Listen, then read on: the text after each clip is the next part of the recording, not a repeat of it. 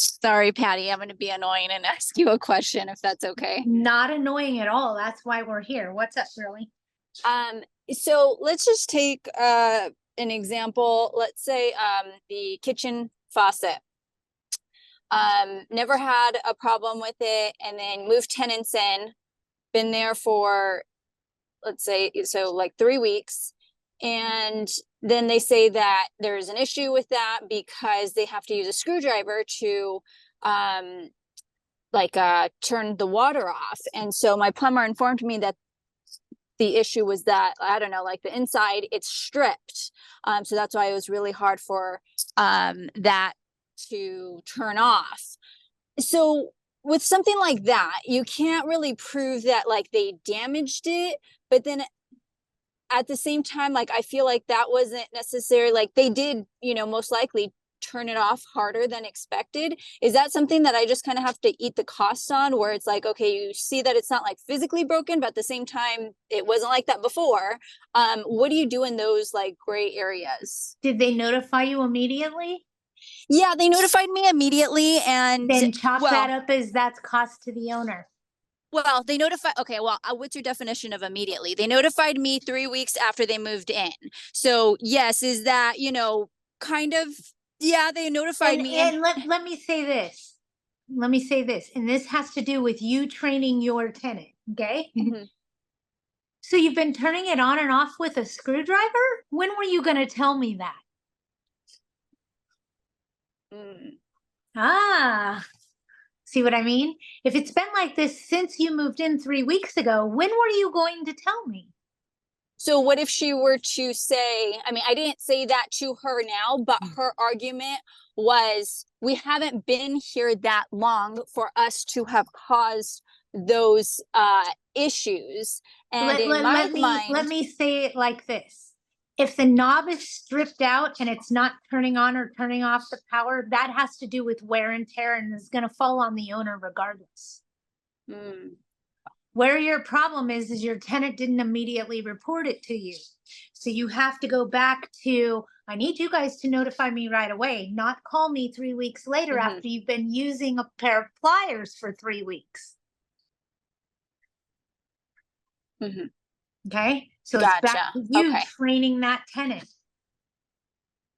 Okay, got it. Training them in terms of like, I mean, like I've never stripped like my kitchen faucet. We've been, on my house for like 8 years, but it's like that's never happened. So like, do you train them in terms of, hey, don't be so rough with things, or what's like, how do you word that? No, it's happened to me, just so you know.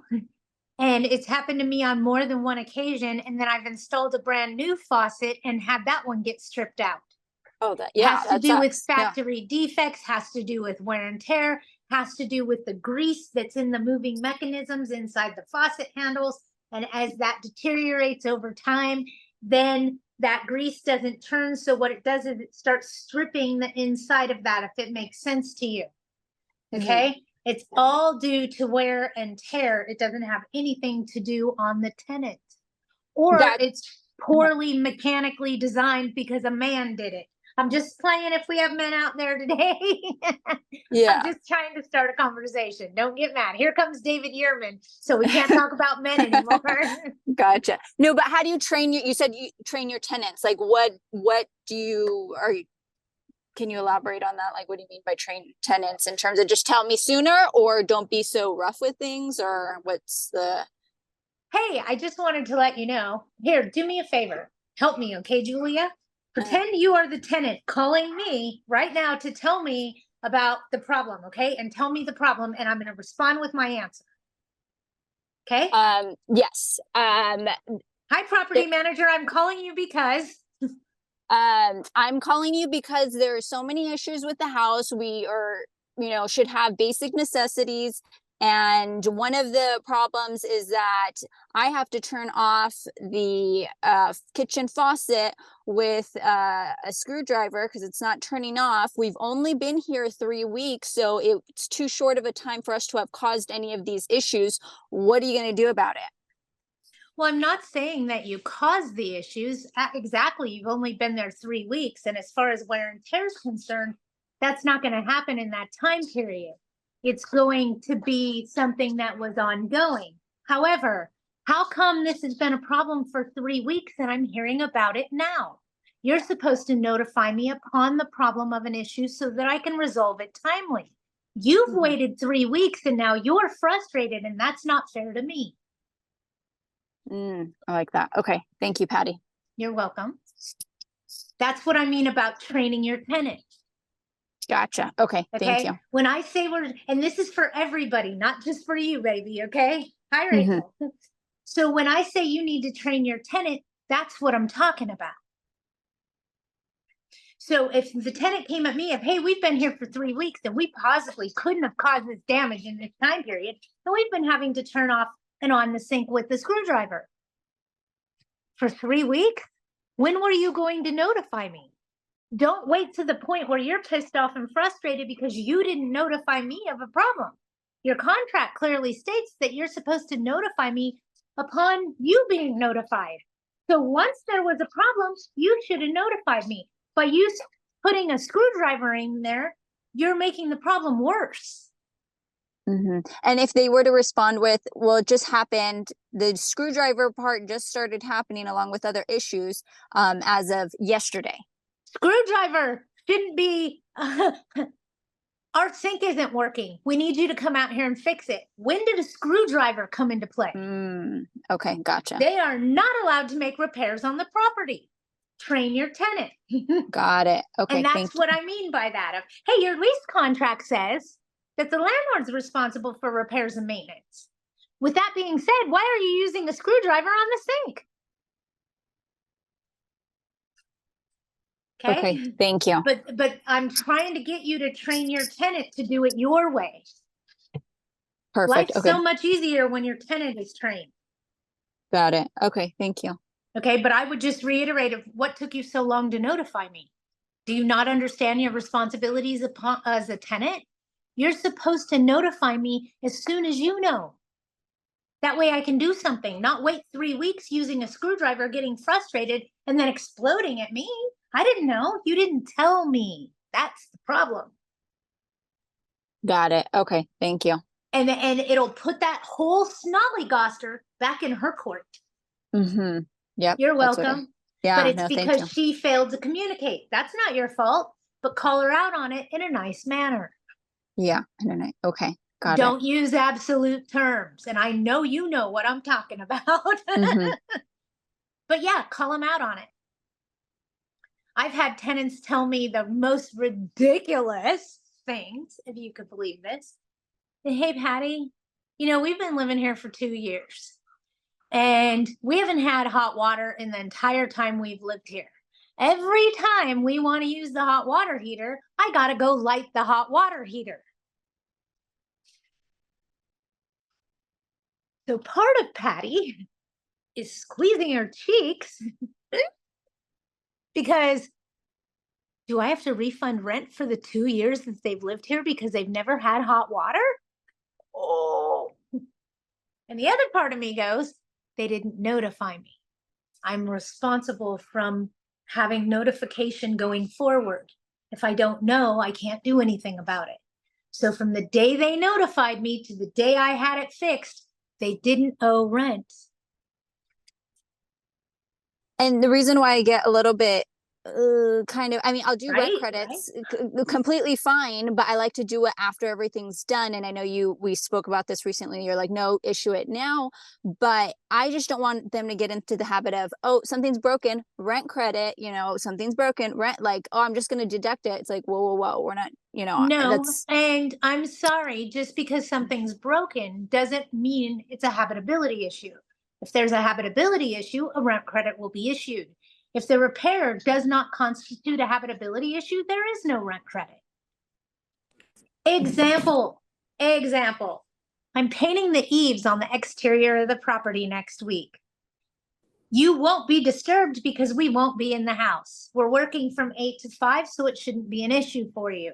We're just letting you know as a courtesy. Have a great day. I want a rent credit. Why? Because you're doing work on the property. That doesn't constitute a rent credit, and doing preventative maintenance doesn't either. Got it. Patty, it's best to do a rent credit, not have the tenant give you less rent. The tenant should pay the full rent, correct? Well, look at it this way. If they paid the full rent on the 1st and the problem occurred on the 12th, you're giving them a credit. You're not going to give them money back. So it's less money they're going to pay you on the following month, right? So that's the way I look at it. If rent's due, if you have a problem on the 27th of the month and rent's due on the 1st, I don't charge them the rent. And let me reiterate this. I don't ask them to pay the rent or serve a 3-day notice until the repair's completed, because that's when rent becomes due again. And now I can prorate and serve a 3-day for the remainder of the month. Because that friend that I was telling you about with the asbestos, that's been going on for weeks now. And she insisted upon him paying rent on the 1st and has not given him any credit. So he has no roof. I Call know. Fair Housing. Well, I was wondering, does he call LAHD for that? Yeah. Okay. Yeah. Call LAHD. Okay. Call the Dragon Ladies. Yeah. He's got those numbers. Yeah. Yeah. Call the Dragon Ladies. Yeah. Thank you. And somebody out there is like, who is the Dragon Ladies? So Patty signed up to take a fair housing course like she always does every year. Only Patty didn't sign up for it. Somebody in Patty's office signed Patty up for the class. It was an 8-hour fair housing course for people that have violated fair housing law and was required by court to attend. Oops. Found out later that my company paid over $500 for me to take that course, and it was the best course I ever took in my life.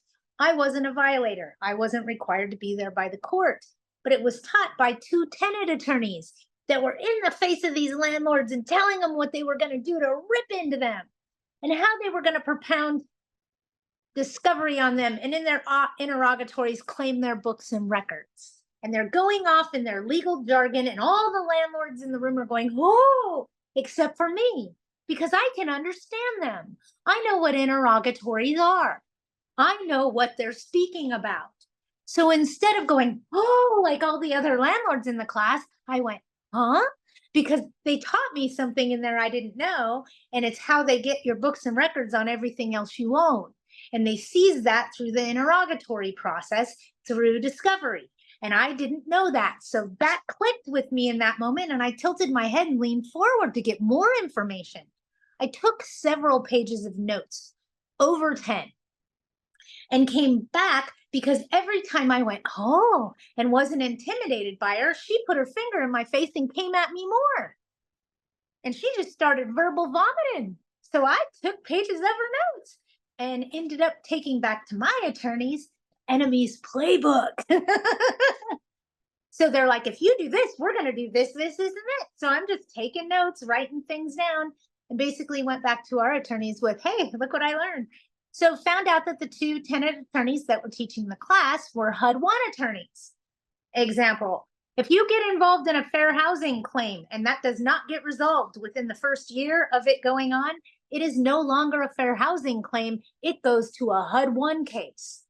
HUD-1, Housing and Urban Development.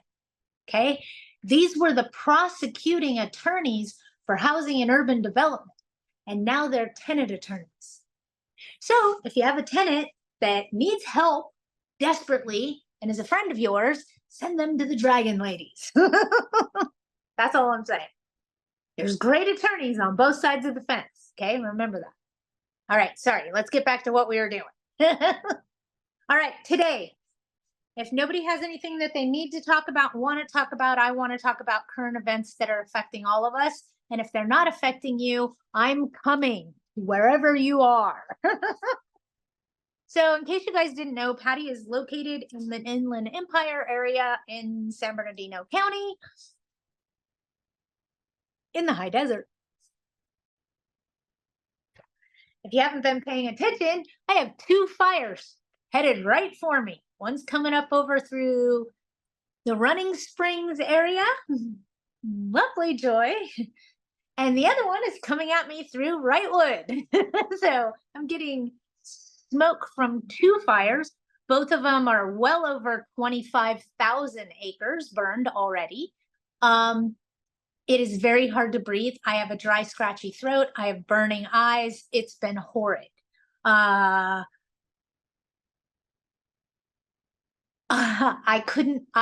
post pictures if you guys want to see what the sky around me looks like, and then you understand it's bad. With that being said, we also have wildfires going on in other areas. They're in Riverside. We have a big fire going in the Corona area. It's sad. People are being evacuated. Big Bear is being evacuated from the dam to Boulder Bay, Running Springs. They're starting to evacuate more of the lake. I could explain to you why they're evacuating that area so quickly, okay? There are 17,000 people in Big Bear. In Big Bear alone. Forget Crestline, Running Springs, Arrow Bear, Lake Arrowhead, because all of them got evacuated too, okay? And they all ran up to Big Bear because they couldn't go down the 330. They had to go up. Those roads were closed. The only way out of Big Bear right now is through Lucerne Valley, okay? That means there's one way off that mountain for 17,000 people plus neighboring cities. It's just Big Bear that's 17,000. We're not talking about Sugarloaf or Irwin Lake. You guys paying attention? Okay? Deep breath. All of those people are having to come down one lane highway. So what I heard yesterday at 4 o'clock, to leave Big Bear Lake at 4 o'clock, they were getting to Lucerne Valley Desert Floor by 9:30. 5 hours to make a 30-minute drive because you're going 2 miles an hour because there are so many people. How do I know that? I've been there, done that, have the t-shirt, don't want to go back. Okay, lived in Big Bear during the old fire back in, what was that, 2004, 2005, when we all got evacuated. It was 2004, and all three of those fires met, remember? I got evacuated. I know what that's like. It's not fun, okay? So listen up so I can help you, because what's going to happen is your tenant's going to call you, and your tenant is going to say, we're being evacuated from the fires. We need help. The very first thing that you want to tell your tenant is, please stay safe, because that makes you not look like a jerk. Keep your family safe. Okay, that's number one. Number two, call your renter's insurance. They'll displace you and provide temporary housing. You're being evacuated and displaced on a government order.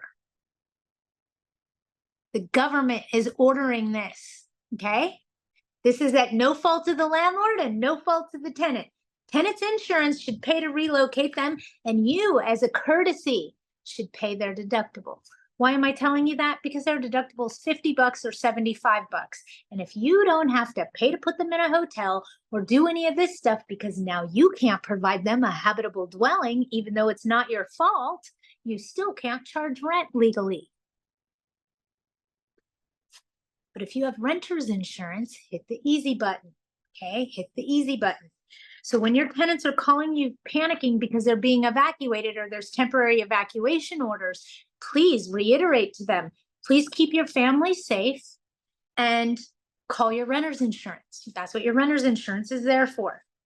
In the event you are in one of these big areas that are dealing with these fires, example, if you're managing property in the Victorville, Apple Valley, Hesperia, Pinion Hills, High Desert area, buckle up, honey, because they are going to be complaining about their itching, burning, watering eyes, their throat, their everything. I know, because I'm going through it too, okay? Tell them, turn off your air conditioners, turn off your swamp coolers, try not to open your doors, minimize your exposure, stay indoors.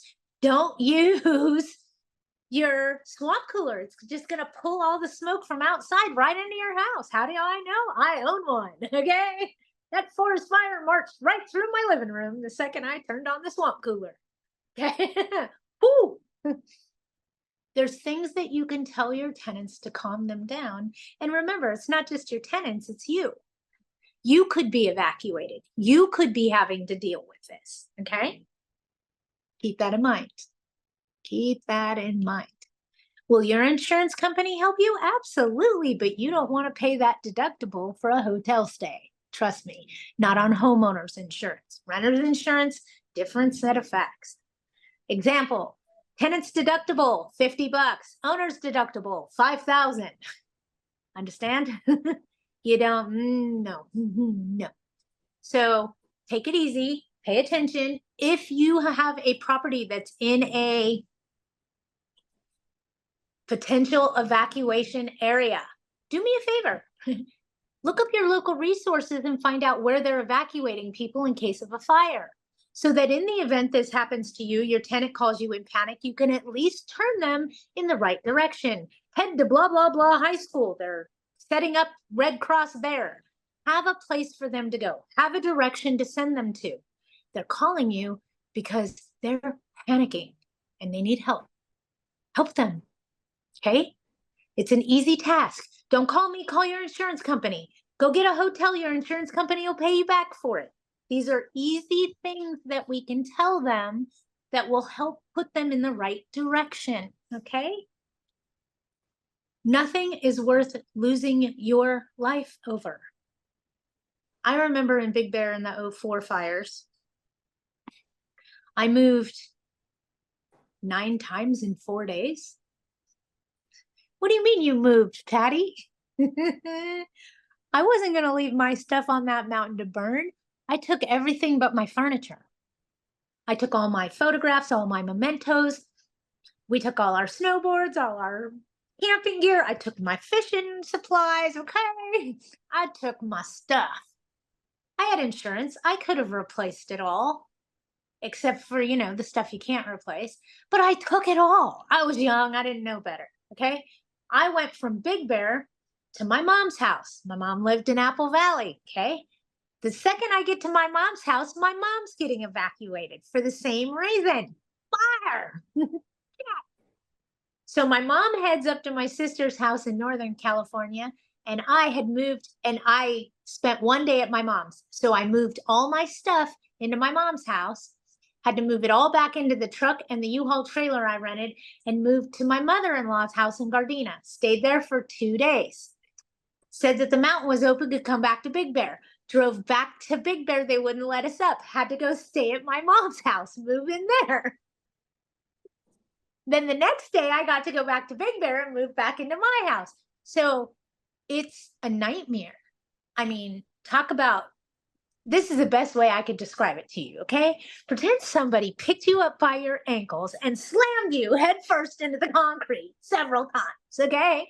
That's what it's like when you have to move under that manner, you know? And I was talking to a guy who lost his house in a fire.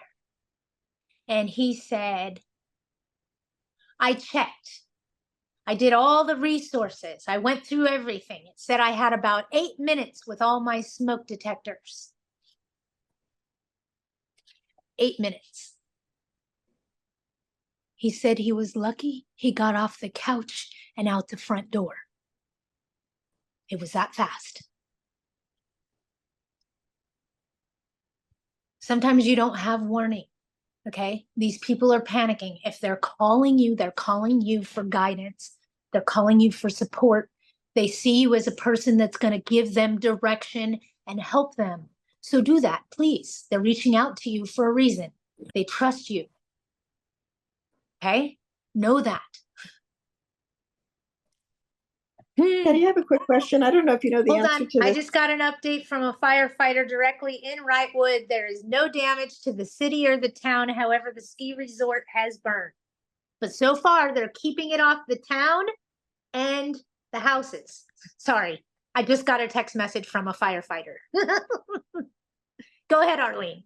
Yeah, that's good. Well, at least some good news. Right? If you when you have your, I guess it's the fire insurance, when you have a rental property, because your renters have their own property, and the property is in a trust, should the name on the insurance be the trust or should it be the individuals? The trust. Okay, I Cover gotta the call- asset. Okay, I gotta call the insurance. Thanks. Cover your asset. I would do both, because if you name the trust, it's going to name the trust and then the individuals behind it. But you want it to name the trust first, because a trust is protected much better than individuals are. In what way? If you sue me as a real estate broker, you cannot touch the funds in my trust account because those don't belong to me. They belong to other people.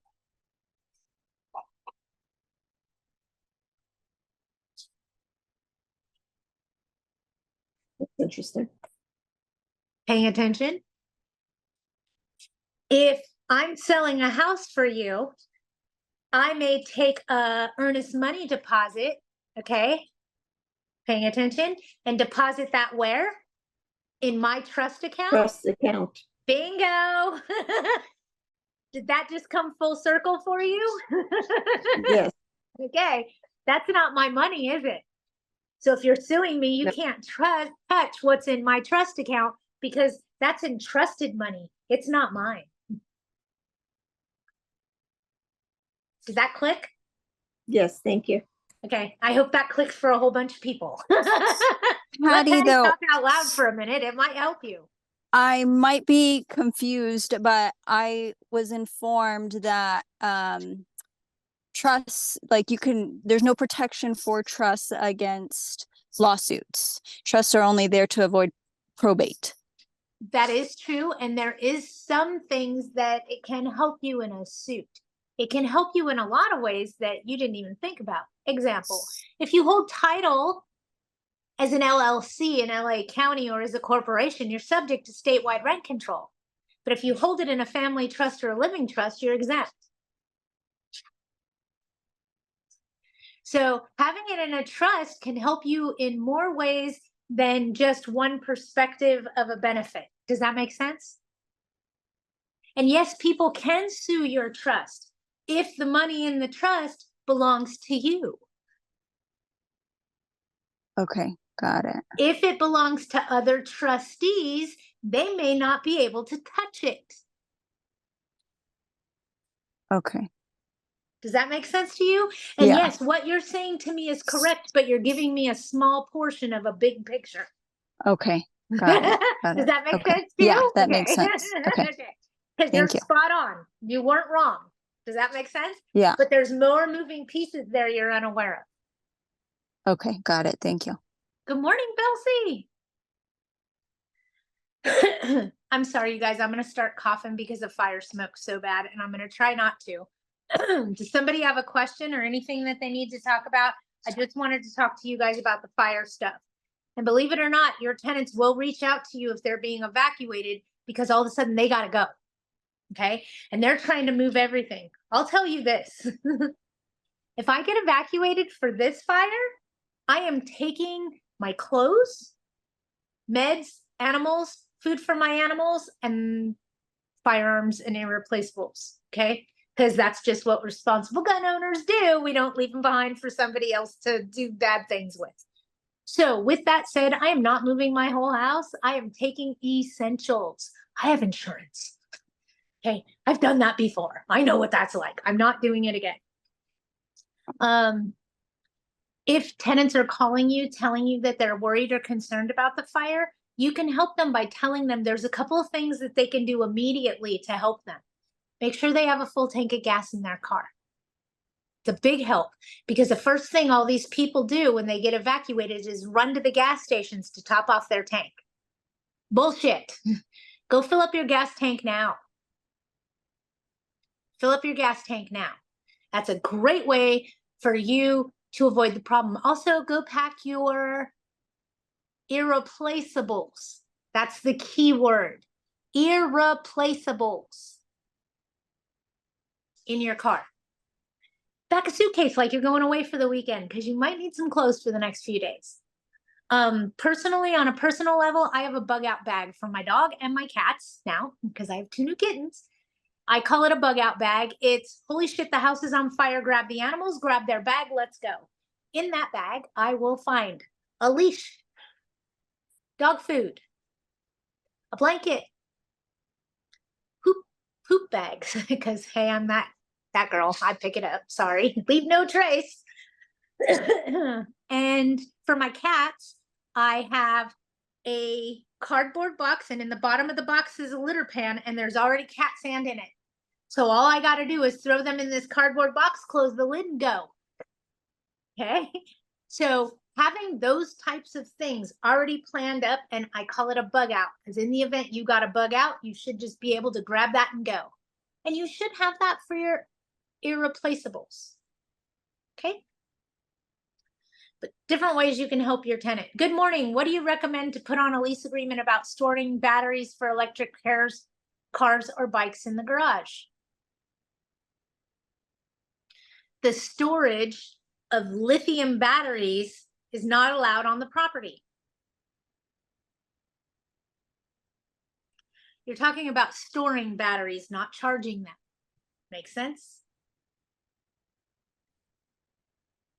They can store or charge their electric car or bike in their garage.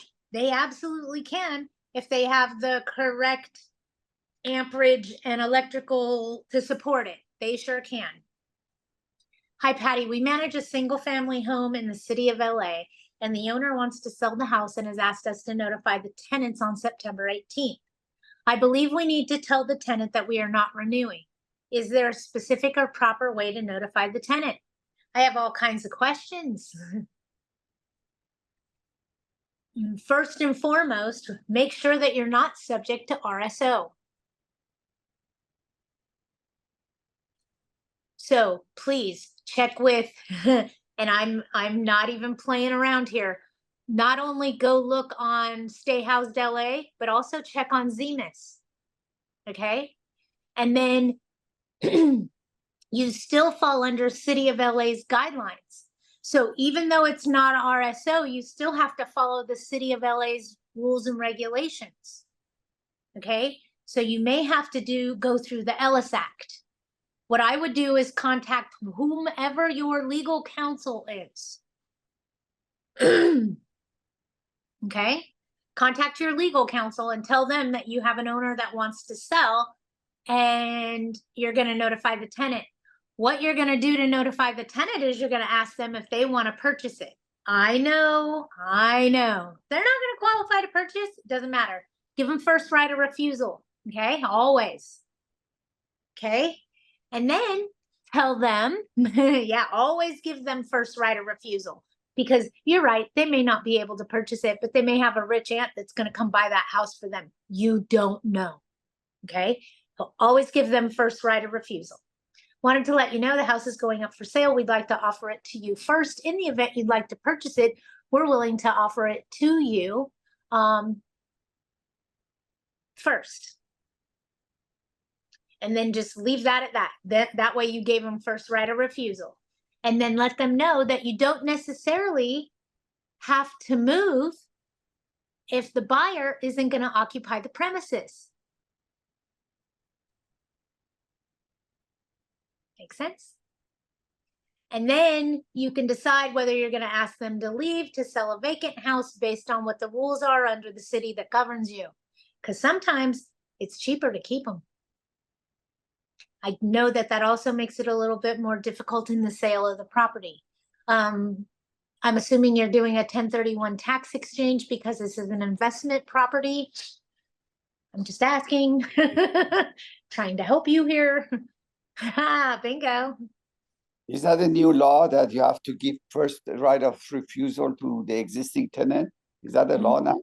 No, but it's good business. Look at it this way, okay? David, if you were living in a house, okay, and you liked it there, let's pretend it's the house you're in right now and you were renting it from me. And I said, hey, David, I'm going to go ahead and sell that house, okay? Would you rather me tell you that I'm selling the house? Or would you rather me say, I'm coming to you first and offering the house for sale to you first, but I am going to be putting it on the market? See how the approach of, hey, you're selling the house out from under me? No, I'm offering it to you first. It's just better business practice. It's not the law. It just looks better. And remember, even if you know damn well they can't afford it, still offer it to them. And But- I'm trying not to giggle when I say this, but I had a tenant that actually had their aunt buy a house from me because I was going to sell, and I offered to them first. And he said, oh, I don't even have good credit, but let me call my aunt. We have some inheritance and she may be willing to pay cash for it. Son of a bitch, it happened. It worked. Paid cash. I didn't have to find a buyer. It was great. So don't shoot yourself in the foot too quickly. Sometimes tenants scramble to find out ways to make things work. Also, don't waste your time waiting for them. Oh, we're going to see if we get approved for the loan. Put it on the market. First come, first serve. Okay? I saw some questions come through, so I'm going backwards. But you can't evict them because that's for sale, right, in the city of LA. That's not a qualified reason. If the buyer of the property intends on occupying the premises, they can give them a 30-day notice, but only if the buyer intends on occupying the premises. But let's be realistic. In LA, it is going to be a battle that is going to cost you tens of thousands of dollars, if not more, to get a tenant out so you can sell a house. So just sell it with them in it. Unless you're in a position to offer them cash for keys and make that work, forget going through the legal process. I am completely against the legal process right now, just so y'all know. It's a broken system, and I want to manage my way through whatever needs to happen without going to legal. Can't stand it. It's broken. It's bullshit. And Arlene's right. Can't even ask them to move so you can sell your own house in some areas. It's garbage. Unconstitutional.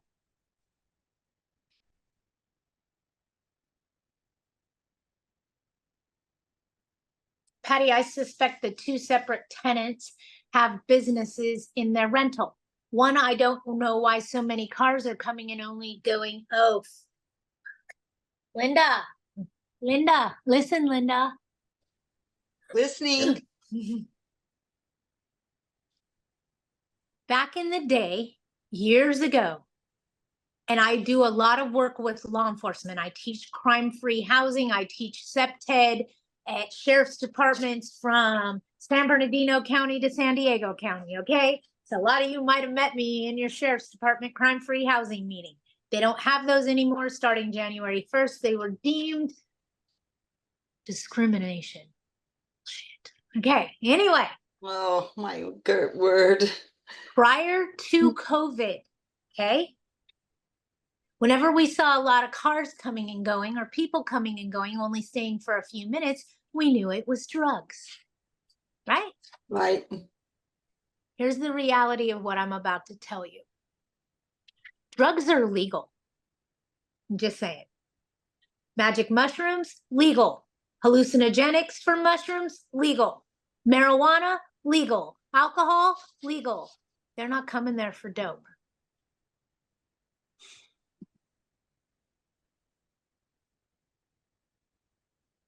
Mm. Do you know what they're coming there for? What? Sex trafficking. Prostitution, sex crimes, human trafficking. Ugh. Drugs are legal.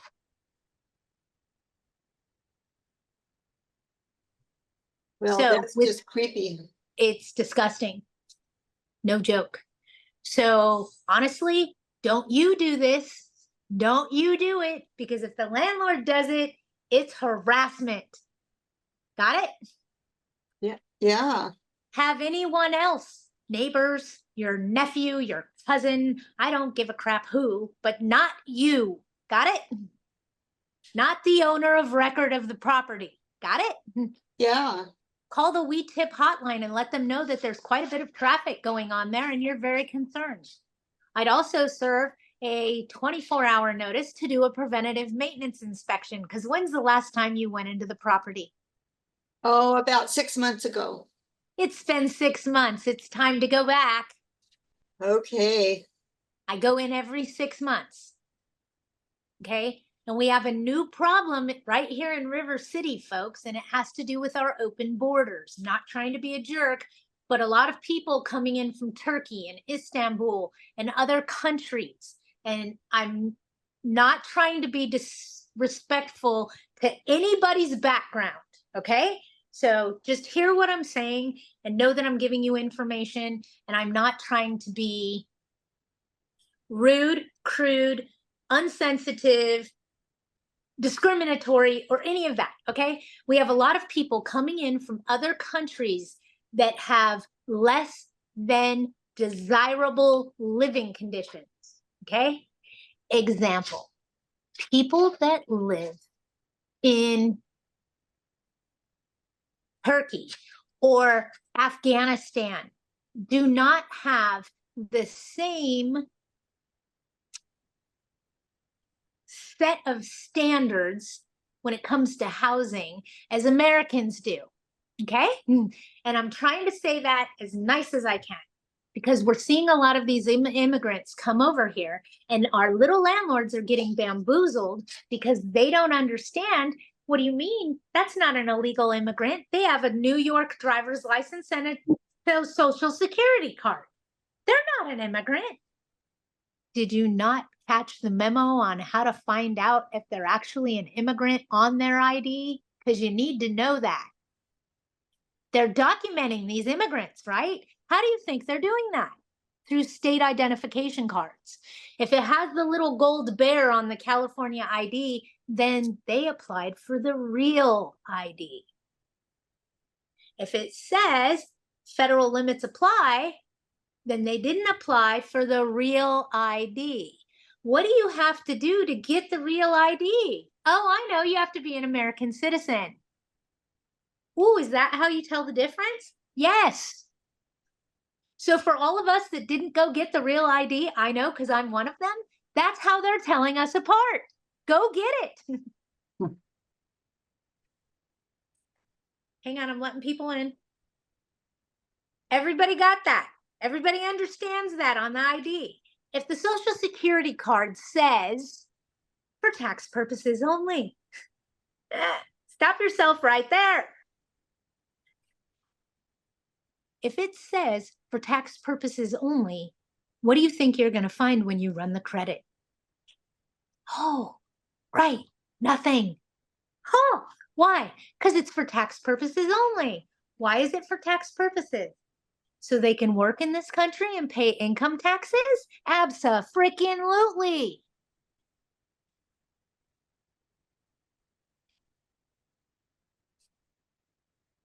Paying attention? What is happening is they're coming and renting a single family residence, a little house, no big deal, right? But they're construction workers coming in, and they have driver's licenses from other states because we're documenting them, people. So if they have a driver's license from New York and they have a social security card that says for tax purposes only, and in the top right corner of their license, it says for federal limits apply. That's what it says. I had to go back through my brain and get in my photographic memory. It says federal limits apply. It doesn't mean they're all immigrants, but it means that they didn't get the real ID. Real ID.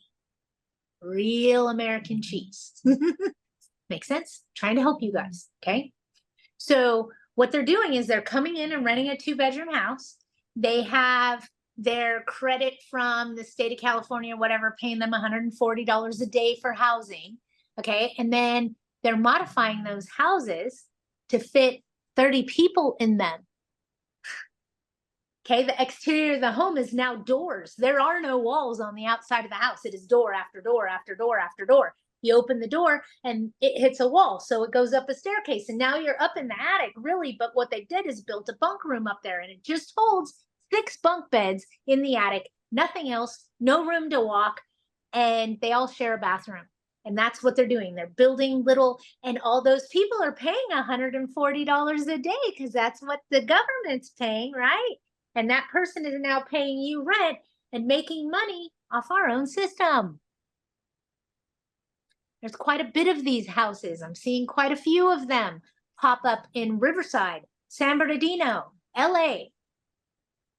When I left the law firm last month, we were evicting quite a few of them in LA County. Check your property. That's how you know what's going on.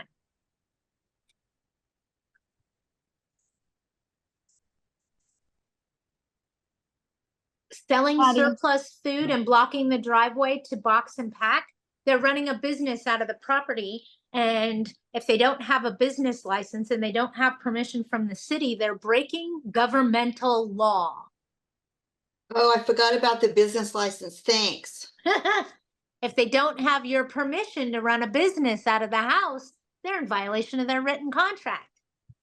Do me a favor, pull out your rental contract and read it verbatim from the very part where it starts. I bet you within the first 3 sentences, I bet you dollars for donuts. Within the first 3 sentences, it says you're renting the above referenced property for residential purposes only. Yes, it says exactly that. I have pulled it to look. I know it does. I promise. I know it does. Okay. So what I'm doing is I'm telling you where to look for the ammo you need. Okay. Okay, Because super. you're going to have to do a cure or quit, and there's going to be multiple violations. You're running a business without permission or written consent of the landlord. You're running a business without insurance or a business license within the city, which is a violation of them. If they're doing a food business and they don't have a food handler's license, there's another violation. You see what I'm saying? Yes. So it would be horrible if not you, the owner, because it's harassment, especially in LA County, if someone contacted code enforcement and notified them as what's going on. Ooh, I really like that. I'm going to be busy. My cousin's going to be busy with code enforcement. Well, please know, and people tell me, Patty, why would I call code enforcement? I hate code enforcement. But we all hate code enforcement when they're against us, but when they're doing something to help us, we like them, right? So when you call code enforcement, it is police power, okay? That is police power. Has to do with real estate law, okay? Police power, code enforcement, you are calling the cops on yourself. It is you that are going to come after. But sometimes we need that letter from code enforcement so the judge will listen to us. Okay? Yeah. Remember, code enforcement works for the judge. They're on the same team. Super. Okay, Patty, thank you. Just remember, you guys can't do it yourself. You can't. I always get a neighbor. We all have a Karen in the neighborhood. Find her. Find her. She's out there. You have a Karen in your neighborhood. Find her. Let her call. Tell her what's going on. Ask her to watch your house. Karens can be a lot of fun. In fact, 17 years ago, 17 years ago, sorry, I know I sound old. I had a house that sat up on a hillside, kind of, and there was another house that sat a little bit lower, and there was a wood fence at the top of the dirt, and then her yard sat much lower. So my house sat up higher, neighboring house sat down lower. The dirt was coming under her fence and into her yard from my yard. The wind was blowing dirt from my yard into her yard. Okay, well, she called me the property manager. She wanted me to do something about it. So I went out there to see what she was talking about and met with her and realized she is a Karen, okay, that is complaining about dirt that is blowing into her yard from my yard. But the reality is this is the desert and it is blowing from God knows where, okay? Do you know that she actually emailed me a picture of a hoe and a rake and said that I could borrow her tools to clear the dirt out of my yard. And if she needed to, she would show me how to use them. Okay, Karen. I got immediately offended. This bitch sent me a picture asking me if I know how to use a hoe or rake. I'll use it right over your head, honey. Okay, so that part of me kicked in. And then I realized, Patty, you just need to stay humble. Do I know how to use a hoe and a rake? I sure do. So you know what I did with that picture of the hoe and the rake that she sent me leaned up against her shed? I printed it out and framed it and put it on my desk and kept it there. You know, I just found that and I'm going to put it back on my desk and remind myself to stay humble because I know how to use a hoe and a rake. That lady better be very grateful I didn't use them. Sorry. Oh, goodness. All right. So remember, we got a lot of things going on with fires right now. It's very predominant in surrounding areas. Riverside, Corona. We have a Corona fire going on in Riverside. I mean, there's a lot of fires going on. It's only gonna get worse. And fire season isn't until October. Patty, how it Early. ended? How you and your neighbor ended the story? What happened at the end? With which one? The hoe and the rake? Yes, make me laugh. I didn't do it.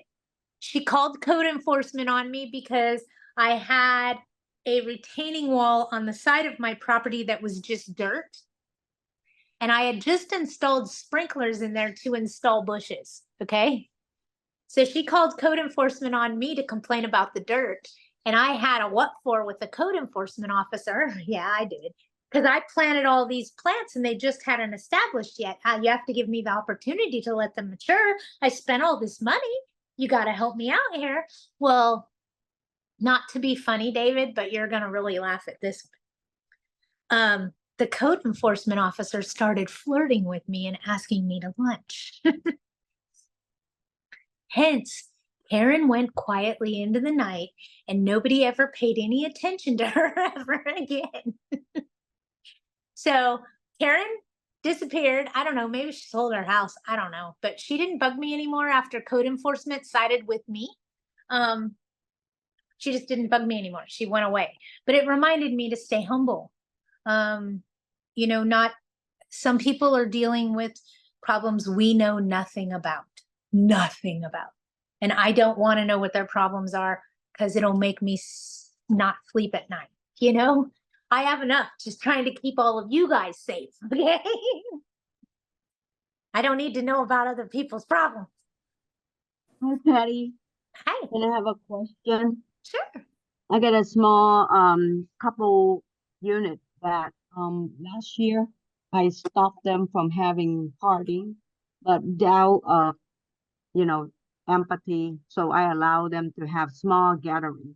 However, it's been good for a while, and then this year, even beginning of the season, I notify them that you have, you know, small gathering, make sure responsible to get blah blah blah. My front unit keep having a party and then using the party structure and interfere with other tenant where, you know, the guests came and started hanging it on their car. And they the problem is when this tenant bring it up, instead of recognize the situation and work with them, they get mad. And of course, they're not humble enough and they get arguing. Okay. And it's just for me, I just want to stop from now on. If they have any party, they just go to the park. But I just don't want to be parenting. Unfortunately, and let me say it this way, okay? We can't tell people that they can't have a party. We can't tell people that they can't have a gathering, okay? Okay. Look at it this way. What if I came to your house for dinner? Do you want the property manager telling us that I can't be there? It's garbage, okay? And now that I said it that way, it should make sense to you, right? Mm-hmm. But when they start doing things, and pay attention, because I'm going to give you the tool here, Okay, that affect the right to quiet enjoyment for neighboring residents, right, it's got to stop. So what you Okay. need to do is serve them with a 3-day curable breach of covenant notice that they're affecting the right to quiet enjoyment for neighboring residents, and they can't do that anymore. And every time they do it, you serve them a new notice. And then talk to your attorney, because if you have to evict for it, it is an evictable offense. okay, But I don't want you to evict for it. I want you to prove the point as I'm the landlord and you're not going to do this and you're not going to affect all these other people. And the reason that I say that is, look at it this way. If you have a 16-unit apartment building and it goes long backwards and the people in the front are having loud parties every night and pissing off your 16-unit apartment building, do you think those other 15 units are going to file a class action lawsuit against you because you're allowing this to continue? Yeah. They are. They are. Okay. Mm. So because of that, the law gives you, the landlord, the right to terminate their tenancy because they're affecting the right to quiet enjoyment for neighboring residents. Okay. Okay. So the only thing is just keep serving the 3. I try not to serve that because so far they're doing well. It's just maddening. I got called Honey, once in a while. Honey, Yes. if you're Mhm. getting a call because they're having a gathering that's creating a nuisance, you need to jump on it before they continue to do this to you in the future. You need to let them know that it's not allowed now and take control of the situation so they don't steamroll you. Got it. All right. I'm probably gonna be doing it. I'm too soft on my part, Julia, that's why. I know. And you can say that there are no parties allowed in the rental agreement and there are no yard sales. But she's Mm. calling it a gathering or a get together. So look at it this way. I'm not having a party. I'm just having 2 friends over for dinner. That's not a party. I'm having 2 families over for dinner. That's not a party. It's nobody's birthday. We don't have balloons. So it's not always a party that's a problem. Does that make sense?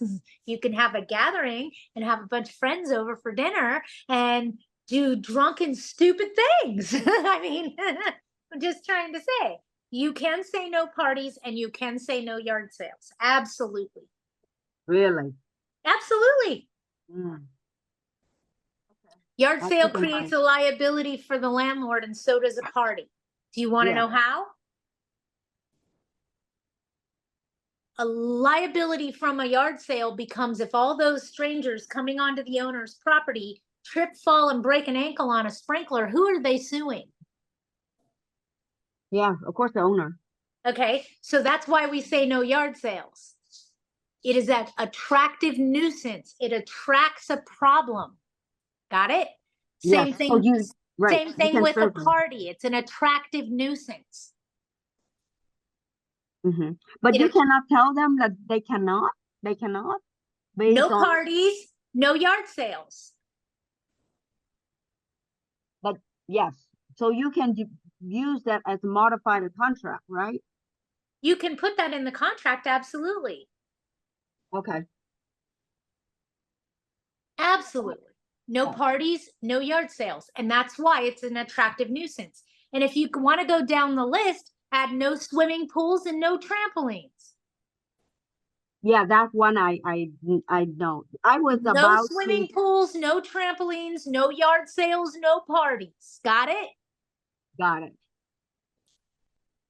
Okay, so it's okay for me to send out a notice that I was thinking to send out a notice saying that What like city is it in? it is a temple city, but I think it's under unincorporated. Unincorporated LA County DCBA. I'm very familiar. Okay. Yeah.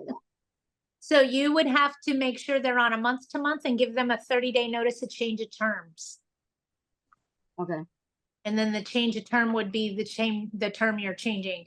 No parties, no yard sales, no trampolines, no personal swimming pools. Got it. Thank you. No problem. And Mhm. just so you know, those things are all deemed an attractive nuisance under the owner's insurance. Okay? It attracts a nuisance. I have another quick question. I Okay. put on the rental contract that they will provide me with the renter insurance, but Uh-huh. I never enforced it. Is that too late to do that? No, just send them a letter saying that you're asking for a copy of their insurance policy with you listed as additional insured or interested party as per their contract. Okay. Yeah, I think I have to do it now because it's just the Write new them a law. letter asking them for a copy of their renter's insurance as per their contract, and you need to be listed as additional insured or interested party on the policy. Okay? Got it. Thank you so much. A That vacant, helps. no problem. A vacant apartment is in the city of LA. The primary applicant meets the criteria. How about his girlfriend? Does she need to meet it as well? She's an international student. Since the lease is a month-to-month basis, he wants to rent it for 6 months only. What are the pro and cons? By the way, there is no other applicant meeting the criteria so far. Hmm. Let me explain to you, okay? Yeah. Whatever you do for one, you have to do for everyone, or you're discriminating. Okay? So, does she need to meet your criteria? Yes. Or you're only requiring one person meeting your criteria moving forward, not all parties. Make sense?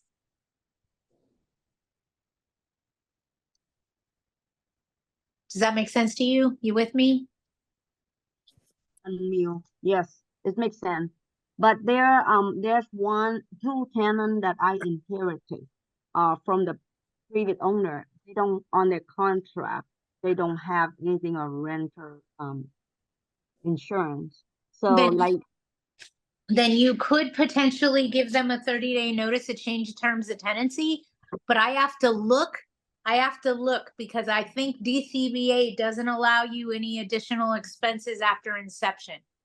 I know Larso does not. I don't know that DCBA does. I know DCBA says you cannot increase the deposit after they move in. okay. Okay. So mainly we can enforce the one that they said. They only signed a contract after that. You can enforce whoever signed on the contract. If the person that's living there is not signed on the contract, they're an unauthorized occupant. Unless you accept the rent from them, then they're your tenant with no written contract. Got it. Okay, I appreciate it. That No helped worries, me to no worries. I clarify. hope that helps. It All is. right.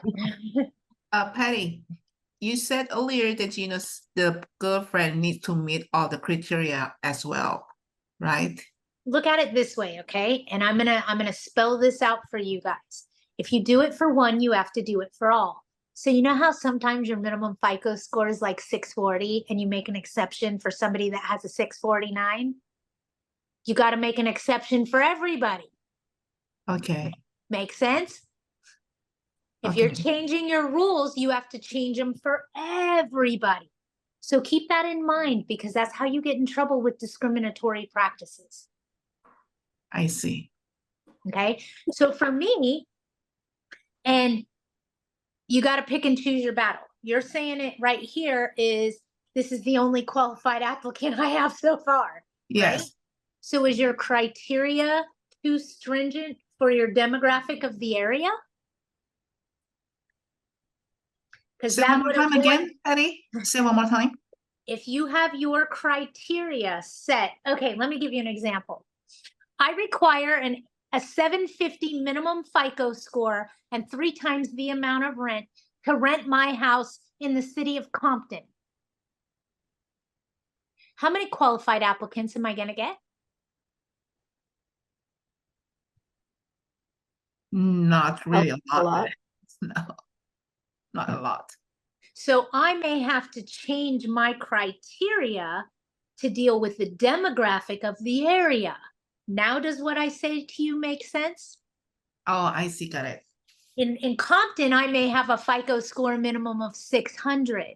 And I'm just giving you an example so that you understand if the demographic can't support that, you have to change your criteria so that you can rent your property. You don't want to be priced out of the market. You don't want to have your rules have you out of the market. Make sense? Okay, makes sense. Okay. So you may want to readjust your criteria. Like, let me ask you a question. What's your criteria right now? What's your minimum FICO? 710. 710? They're Yeah. renting, not buying the place. The renting. Because what happened, Patty, we only allowed to have a 1 month, security deposit. Okay, so I let's play this game. Let's play this game, okay? I'm renting this house from you. Here I come. I'm on Section 8. You can't use my FICO score. You have to base my application on my ability to pay you my portion of the rent, which is $6 a month. I have a part-time job as a waitress. Do you have to rent to me? I have to accept their application. Because I have a job, I can pay my portion, and it's on the ability to pay. So let me give you an example, okay? Okay. My FICO score requirement in that demographic you're speaking of is 650.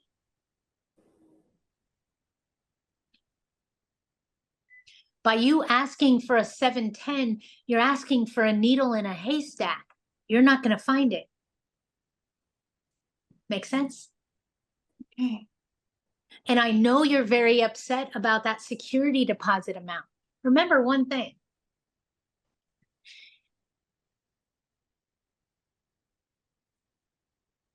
Nine times out of 10, when you have a tenant that's doing no good, they're going to go over 5 times the amount of the security deposit. Agree? Agreed. So this isn't going to hinder you in any way because technically it's not your money anyway. So what I'm trying to do is get you off of that. We can't ask for a high deposit. How many doors do you own? Only 4. Including the house you live in? 3. Including the house you live in? Yes. You own 3 doors. No, we have 4 and I leave one of them. So it's only 3 doors. I have to look, but I think you're exempt from the security deposit law. No, I checked already. No, I cannot be exempt because it's supposed to be like, what is that? 2 for the single home. 2 parcels, no more than 4 doors.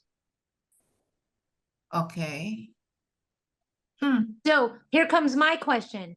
On the 3 doors you own, including the house you live in, how many tax bills do you have? How many? I'm sorry, what is it? Tax bills. I think the total, the property tax, right, is 4,000. No. How many tax bills do you get? An example, let me explain. If you have a duplex, that is 1 tax bill, but 2 doors. Oh, only 1 tax bill. So you have 1 tax bill, and on this tax bill, you have a triplex? 4plex. A 4plex, and you live in one of the units. Yes. I'm going to look it up and see if you're exempt. Oh, okay, that would be great. Thank you. Okay, but I'm trying to put in your head, when you have to go in and use that security deposit for something, it's either all there and you're giving some money back, or you're suing them because they owe you a butt ton of money. Agree with my statement? Yes. So what is the matter of you collecting less money? You're still in the same position. Don't let the bureaucracy and BS screw with your head. Because Patty, like 2 previous tenants, they make a lot of damage. Like I think And they left and owed you more than the deposit, correct? Yeah. So why is that going to help you or hinder you with the new law? It doesn't change anything. Stop feeding in to the bureaucracy and BS, because that's what they want you to do. They want you to go, oh, I can't raise the security deposit. I can't do this. I can't do that. So now I'm going to ask for so much that it's going to sit there vacant until I lose my asset. Patty, can you just review why you wouldn't want to take the full 6 months rent in advance?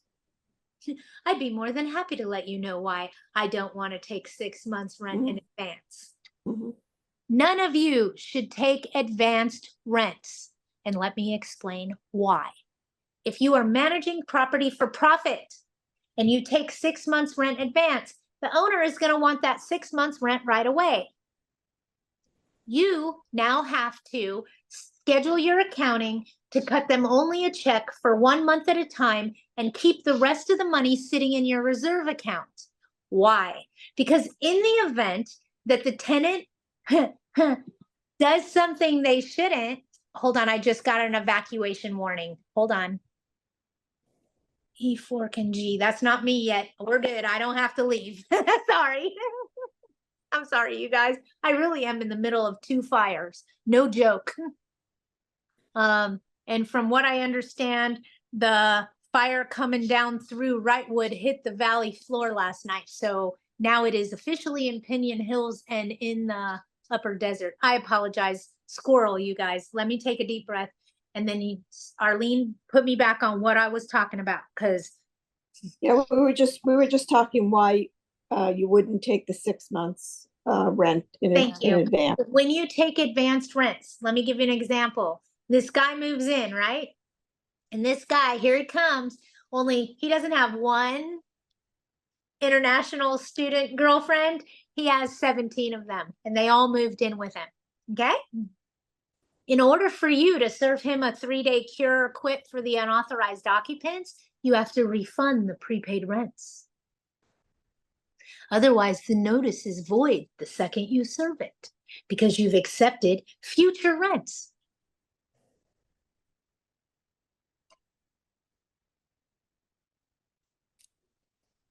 So in the event you give all that money to the owner, okay, and then the tenant goes, I hate this area, we have to move, we don't like it here, we want our money back, then you have to try to get that money back from the owner. Good luck. You know why? Because I'm an owner and I don't want to give up any money. You understand? So it's a double-edged sword.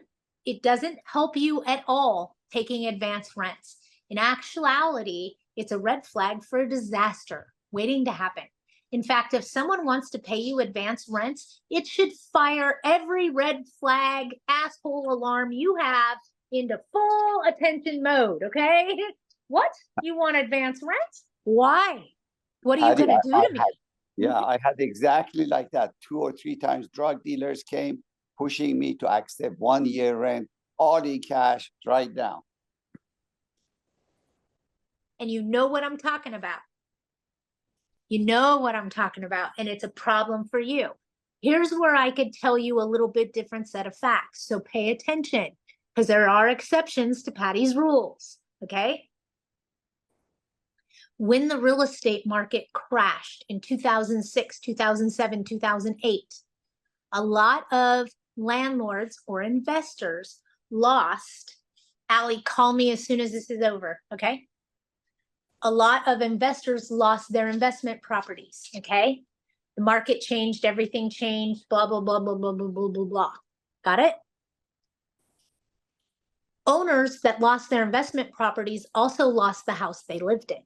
A lot of people tried to open their 401k, pull out their retirement to make their mortgages, and they ended up just going downhill. I don't have to tell you. Those owners then needed a place to rent. Those owners that lost property to foreclosure would come to me with the money out of their 401k saying, I have 1 year's rent. Please rent to me. I have nowhere to go. I have nothing. They're filing for bankruptcy. They just lost their investment properties and they lost the house they live in. If they lost the house they live in and they're going through all of that, they're going to have shitty credit. They may want to pay you in advance so that you will rent to them because they have shitty credit. I'm going to tell you, I've been through that. Those owners that lost their houses to foreclosure, solid. They usually will pay you. They're desperate. They need a place to live. So Patty does have exceptions to her rules, just saying. And it is a pain in the arse to take a year's rent in advance and then try to pull the repairs, cut the owner a check every month, it's a logistical nightmare for property managers. Just saying. Logistical nightmare. But yeah, you don't want to take advance rents. It's a recipe for disaster. If someone's offering to pay you advance rents, you need to have, I call it my asshole alarm, but that needs to be firing on all cylinders. All the hair on the back of your neck needs to stand up and you need to go, what? Because there is something going on there and you need to find out what it is. All right, I have a quick question. Go ahead.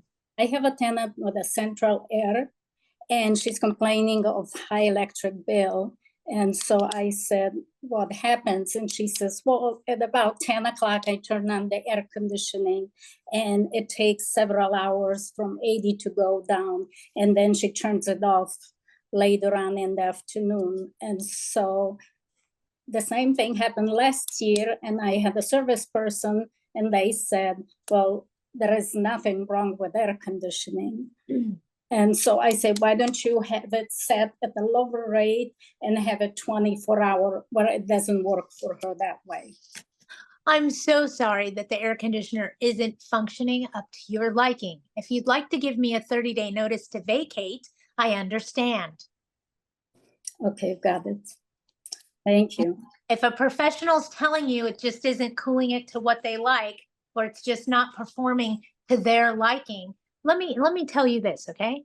I recently went through the change of life for a female where it feels like you're melting from the inside out.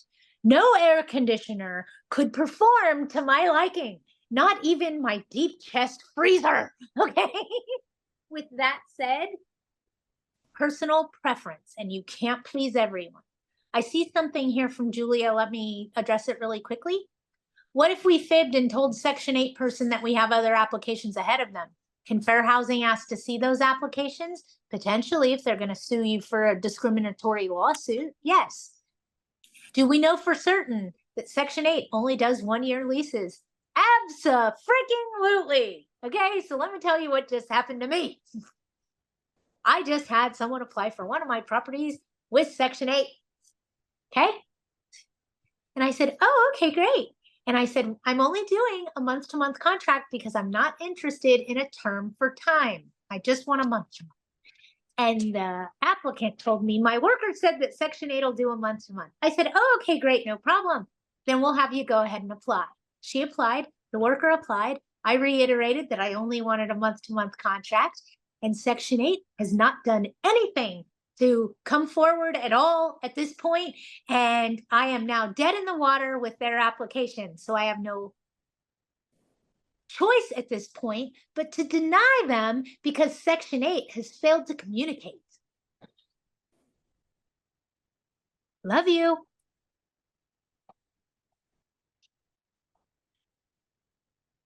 Hope that made sense. Yep. Okay, I got the thank you, so I'm sure. Patty, my Yes. question is not answered yet. So what happened, the contract is gonna be a month-to-month and the applicant wants to rent for 6 months only. So what do you think about the pro and cons on that one?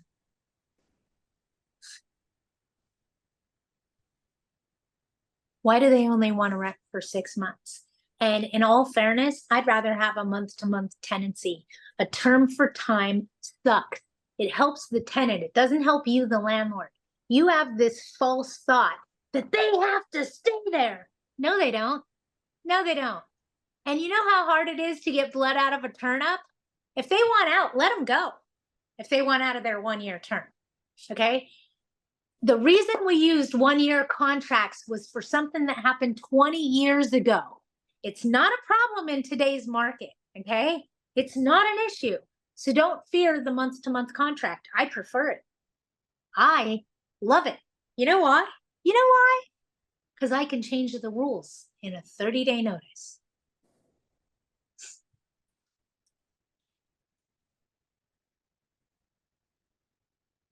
Even though in the city of LA?